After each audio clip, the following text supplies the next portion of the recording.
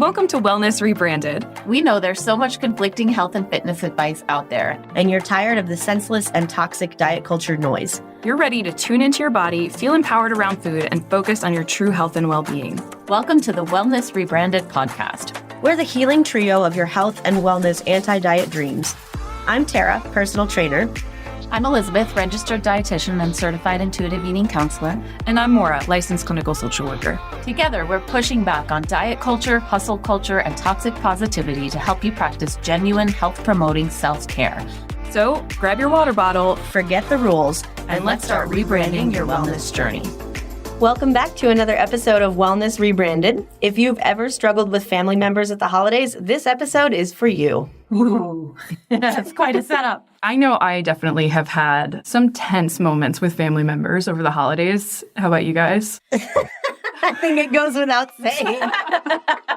We can say, maybe in the past. You know, we just chat about politics and religion the whole time. If they don't bring up politics, it's usually pretty good. Yeah. And honestly, I thought about that this week. So as we're recording this, it's currently November 11th, Veterans Day. Yeah. And I was thinking about how interesting it is that elections happen right at the start of the holiday season. Right? Yeah, that is interesting. Yeah. Fresh on everybody's mind. Yep. No tension there.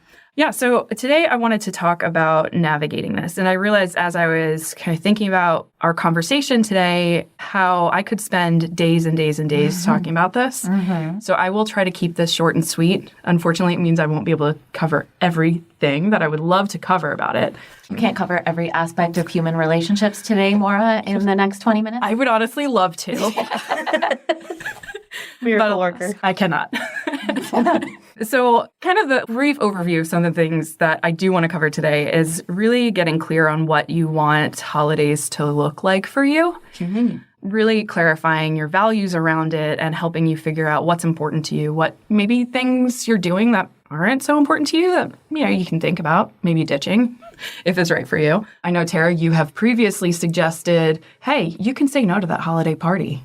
Yes, I'm a big fan of saying no to things, but it does get a little sticky sometimes if you say no to something that's really important to another family member. Absolutely. And we will talk about that a bit today and other strategies for handling those kinds of situations and maybe a few quick tips on boundaries. I love it. So if you were to imagine the holidays are over, decorations are up, you're either home or guests have left, whatever it is, whatever your holidays look like, what kind of things do you want to remember? I know for me, the things I want to remember are the quality of conversation. I don't even so much care about the content necessarily, but just that being interested and curious and playful. I like to be a little bit silly and jokey. So those are kind of the things when I think about at the end of the day, what I want to remember. And I'm curious for you guys. For me, it's like the feelings. The feelings. You know, like I get super excited watching people open presents that I've picked out for them, or it makes me feel like really grateful to have like a big table full of people that I love. So I always kind of look back on that and feel like very contented when it's been a day like that. Yeah, I love that. I would say for me, it's just being together. It's being with my family and hopefully having enjoyable times. We like to kind of be silly and do fun, stupid things too. But I just want to have good quality time with the people that I love. Yeah, definitely. And not so many dishes. Not so many dishes would be great. Yes. I really love the picture you guys are painting. I'm hearing like warmth and presence and just being there with each other. And I think that this is such a helpful thing, I think, at clarifying the things that are important to us. And also, sometimes it can also get in the way a little because sometimes we paint this picture and then get kind of fused with this idea. Like, if it doesn't look like that. Yeah, the idea. Yeah. So I'm thinking like, if I have this image in my head of having this wonderful conversation with people and like laughing and joking, and then a family member I have is the same person they were yesterday, and they have the same Driving you crazy? Yeah. Is that what you're trying to say? Like, they are who they are, just like I am who I am, right? And there's like this almost like resistance to the idea that like, I don't know, we're going to wake up on Thanksgiving and suddenly Like be a different person. Yeah, like they're going to be a different person. And so you're saying don't have an unreasonable expectation Yes. of whom you're going to be spending the time with. I think it's like when we think about these qualities that are important to us, how do they fit in with real life, with reality? Yep. Okay, so I have a question in that scenario because I think that most people, at least what my mind thinks of is, okay, well, I have this ideal scenario of how I would like the day to look and what's important to me. And yet, the reason why family dynamics could be complicated at a holiday is because so-and-so family member is the most difficult person on the planet, right? Or to me, they are, right? Yeah. I'm making it up, of course. Yeah. We all have perfect families. Exactly. Obviously. So how do those two things jive?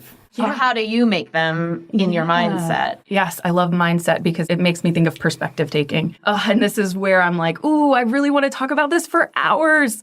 That image that you guys have, those qualities that you have, is it important enough to you to also have the discomfort that comes with that challenging family member? The discomfort that shows up when someone might be pushing your buttons a bit and choosing to be really present, all the discomfort that shows up with that, is it worth this wonderful, like connected warmth, this thing you're going toward? And I think remembering that is really important, and also practicing coming back into the moment and focusing on those things. So when that person does start pushing your buttons a bit, it's noticing that and then coming back into your intention, those things that we just talked about. I actually love this conversation because I have this image, right? Like I shared, everybody around the table and it's warm and fun. And the past few Thanksgivings I've had, I've not really been that satisfied. And I think it's because after my dad died, we kind of switched our whole routine and we go out to eat on Thanksgiving, which is so different than how I grew up. And it's delicious and there's no dishes, which is amazing, But at the same time, it's like, okay, well, I'm home and there's no leftovers and not everybody was around the table. And also it was loud. Like it's a totally different picture, which isn't bad. It's just different. So managing my expectations has gotten easier as time has passed, but it certainly wasn't like what I had always imagined. Yeah, definitely. Like the difference between the image or that picture we painted in our mind, like the difference between that is sad, especially when it's because of a loss, right? Like it's a reminder of this loss. And when I heard you guys talking about the holiday, it wasn't really what you were doing. It was like what the feelings were, like you were saying, right? It's who's there, how you feel. Yeah, and tapping into those qualities when you're going out to eat could make that so different than, this isn't even a real Thanksgiving. We're not at home. It's not this goal, essentially, that I had. It wasn't this picture I had, but it is the quality that I had in mind. Yeah, that's a great way to look at that. I'm thinking too, Tara, when you said sometimes there's expectations. Totally. A question I like to ask sometimes is if we could create a Tara robot that looks like you, that talks like you, no one would know the difference. Sounds amazing. Right? That Tara were to go to this event and experience that event for you. Would you do that? And really, there isn't a right or wrong answer. In some situations, the answer might be like, heck yeah, if I cannot go to that, that would be fine. Yes. Oh, I see where you're going with this. I would probably still go because I enjoy the people and the feelings. And even though it's different, I still like it. But I can think of a lot of other places I would send the robot. Yeah. And I think that's useful information to have. And I'm hearing first one like, yeah, I would still go. I would choose the discomfort that comes with some uncomfortable family members or some uncomfortable topics of conversation because it means I get to have this, because I know it's important to my partner or it's important to my mom. I don't know. Right, whoever. Yeah, because you want that quality of time with them, you're willing to have that discomfort. And then in other cases, maybe it's like, no, if I could not be there, that's a thing to reflect on and see, like, is this actually something I want to do in my life? I mean, I'd probably have her do like laundry and dishes, but that would be really fantastic. The robot. It took me a second to catch up. I wish that robot were real. And the point of that, Maura, is just to assess how vested you are in that particular outing and determine, is it worth it to you to put up with the potential discomfort? Yeah, I think really there isn't a right or wrong answer. It's just good information to reflect on, right? Like maybe this is something that it's not worth it to me. Okay, but what about those family obligations we all have where maybe you do this personal reflection and decide, yeah, actually I could let this one go and my life would be totally fine. Yeah. But my family will lose their minds. You feel as though you'll be disinherited if you don't go. Yeah. Or what if it's that scenario? I think with that, that's also good information to reflect on, right? Again, is it worth it? is my family worth it going? Is them being upset with me that I'm not there worth going? I think a lot of the times we automatically say yes. Mm-hmm. And I think probably for a lot of us, like, yeah, it is worth it. I know that it's important to them. Right. And my relationship with them is really important to me. Okay. For some people, as they reflect on this more, they might kind of recognize, you know what? This relationship that I have, why do I have this relationship in this way in my life? It doesn't mean like I'm suggesting anyone cut people entirely out of their life. Right, yeah. I don't necessarily mean that. Get out of here. But maybe there are more boundaries you want to put in place. And maybe that means, yeah, I don't go to Thanksgiving dinner in Pennsylvania anymore. Yeah. And I think this kind of goes in well to setting boundaries. So there's this acronym I really like. Ooh, I'm in. Tell me. I love an acronym. So the full acronym is Dear Man. Like the animal deer or like? DEAR, like you're writing a letter. Yes.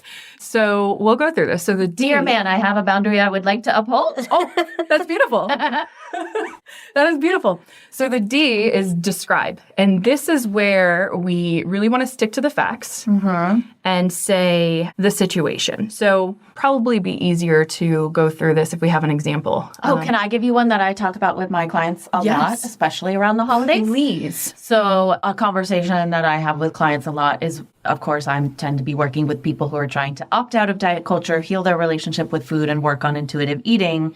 And you go to the dinner table and someone is talking about the calories in the food, right? They're bringing in the diet culture version, or maybe they make a comment about your body that is unwanted and uninvited, or a judgment about the food on your plate. You're going to eat that. Mm-hmm. Essentially, pick away. They're bringing diet culture and into your holiday when you're working so hard to get it out of your life. Yeah, I love this. Okay, so for this example, would you mind kind of channeling one of your clients, or it could be a hypothetical or an amalgamation of all of them, with maybe a specific family member involved, like my grandmother, whatever. Okay, I'm totally just going to make this up. But yeah, my mom my whole life has sort of shamed me about my weight or made me feel as though I should be on a diet. And I know we're going to go have Thanksgiving dinner and it's going to come up. She's going to make a comment about my body and my weight and what I'm eating. Yeah. Okay. So I feel like that is so common. Yes. Just interjecting this in. Sadly. That could have been anybody that I know, basically. I know. Shout out to our diet culture episode. Okay, so in this, the describe might be, and this could look different depending on the context and the specific person. So when you're talking to your mom, the describe in this situation could be telling her that I have been working to change my relationship with my food, and I have noticed that around the holidays, sometimes there are comments about the kinds of things I'm eating, my weight, and insert whatever else your mom does.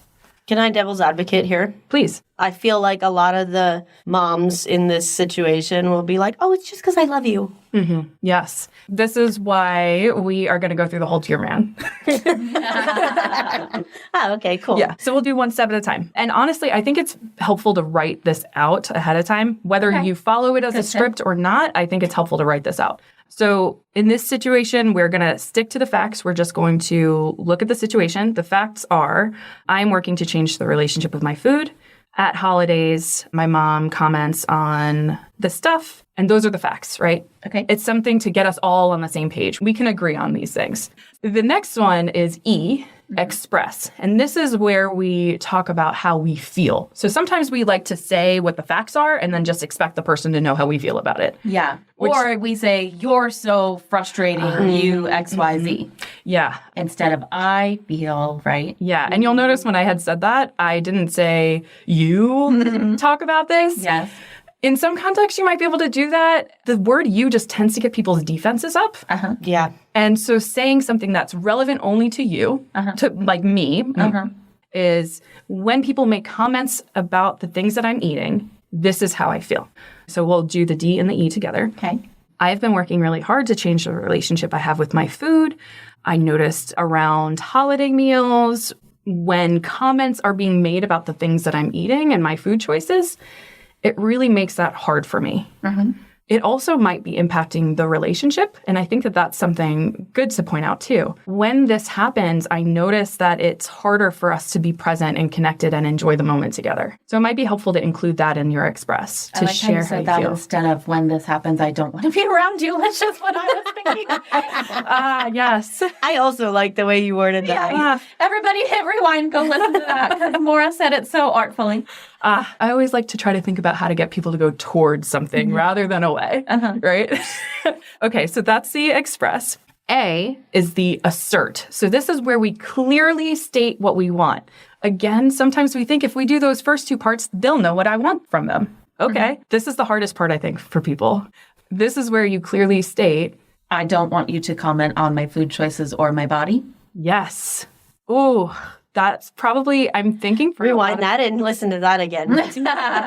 Yeah. I think for a lot of people, there's some discomfort that shows up. And just like we were talking about earlier, when you think about those values and the things that are important to you about the holiday, is like having that connection with your mom in this situation, is having that warmth and connection and interest and curiosity worth the discomfort that shows up when you say that outright. And I think that's an important thing to think about.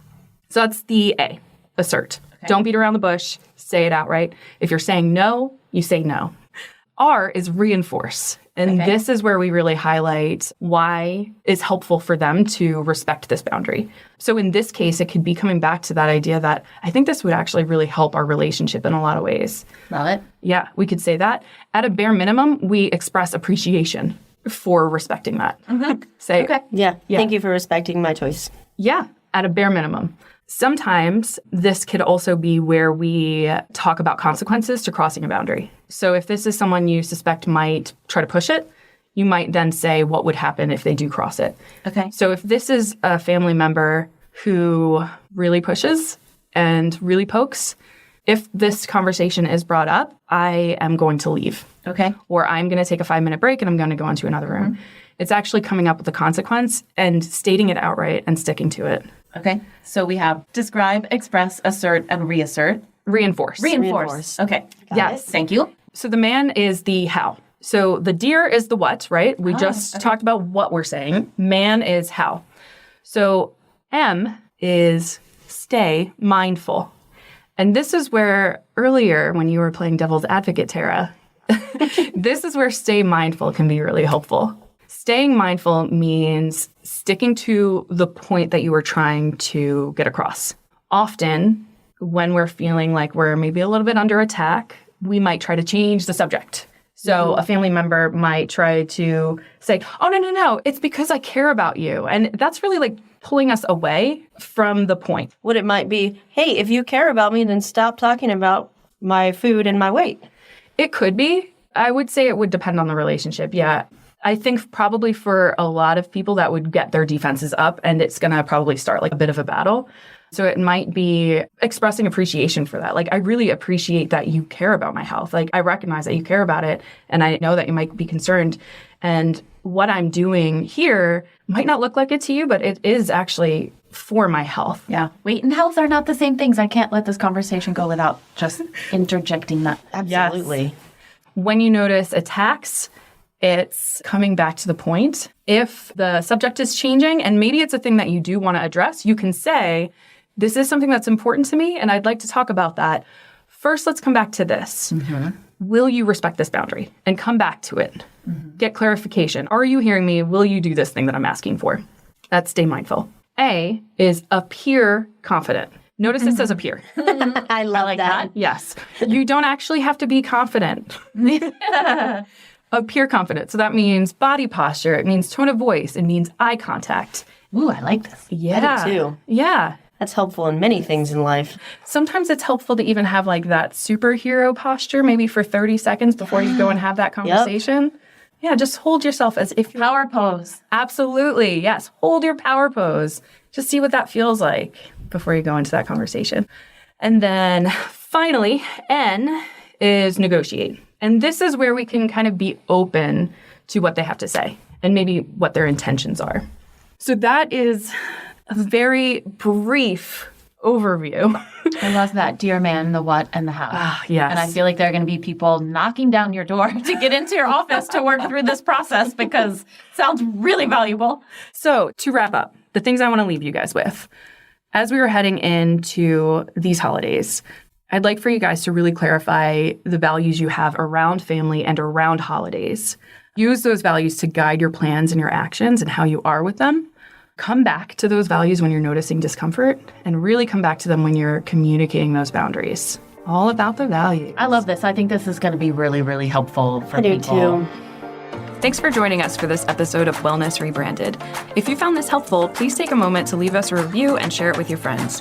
If you'd like to learn more about me, Maura, you can find me at my website, mauratunney.com. If you want to connect with Tara, find her on Instagram at Tara De Leon Fitness.